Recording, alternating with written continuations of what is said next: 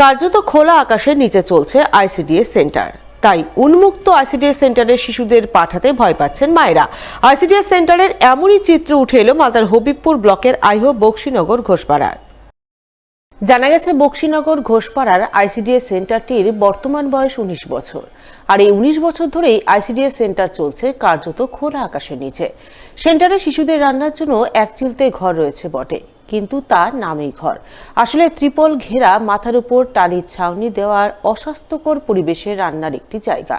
সেই জায়গাতেই খোলা আকাশের নিচে চলছে আইসিডিএস সেন্টার। অস্বাস্থ্যকর পরিবেশের মধ্যে চলা এই ধরনের খোলামেলা আইসিডিএস সেন্টারে শিশুদের পাঠাতে ভয় পাচ্ছেন মায়েরা। ছোট বাচ্চাদের খোলামেলা জায়গা পাঠাতে ভয় লাগে, কোথায় চলে টলে যাবে নাকি, এই জন্য ভয় লাগে। কি অবস্থায় আছে আইসিডি সেন্টারটা? খোলামেলা জায়গা, গরু টরু বাঁধা আছে, ছাগল আছে। কতদিন ধরে এভাবে চলছে?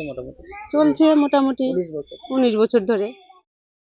নানার আশঙ্কার কারণে কেউ কেউ শিশুদের সঙ্গে করে নিয়ে আসছেন, খাওয়ার নিয়ে ফিরে যাচ্ছেন বাড়ি। তাই গ্রামবাসী থেকে শুরু করে আইসিডিএস সেন্টারের কর্মী, সহায়িকা সকলেই চাইছেন সেন্টারের জন্য একটা নিজস্ব জমি।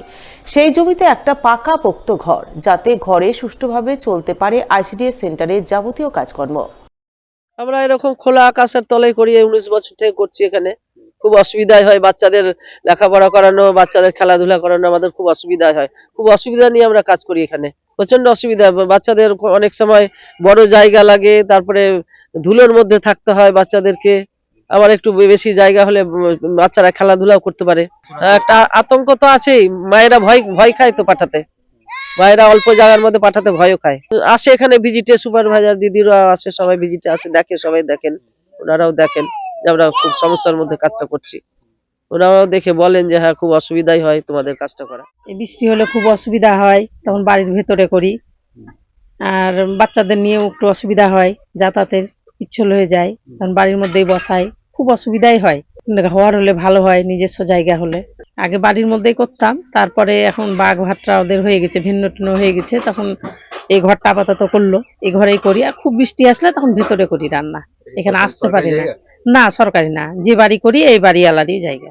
2013-তে আমি মেম্বার ছিলাম, 13 থেকে আবার 18-তে আমি এসে উপপ্রধান হয়েছি।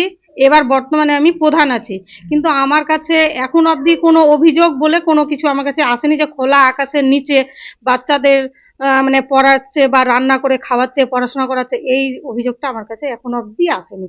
আমি না জেনে আমি কি বলবো, সেটা তো অবশ্যই নিতে হবে। তার জন্য তো বিডিও সাহেব আছে বা সুপারভাইজার যে আছে, যে ম্যাডাম, সে ম্যাডামও তো নিতে পারে। তো তারাও তো আমাকে মানে এক কথাই হলো না জানালে আমি কি করে বলবো।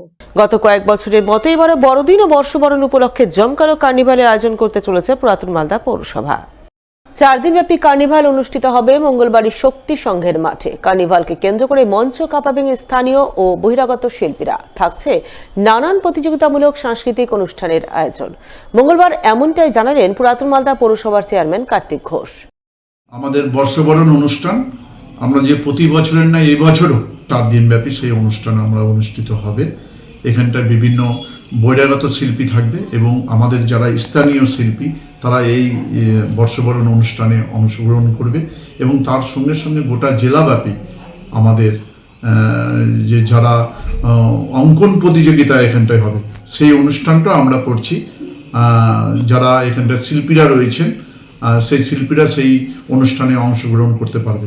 মালদাবাসীকে আমরা আহ্বান করব, আমাদের শক্তিসংঘ মাঠ, যেটা গৌড় ভবনের পার্শ্ববর্তী মাঠ, সেই স্থানে আপনারা অংশগ্রহণ করবেন এবং উপভোগ করবেন এবং সহযোগিতার হাত আপনারা বাড়িয়ে দেবেন।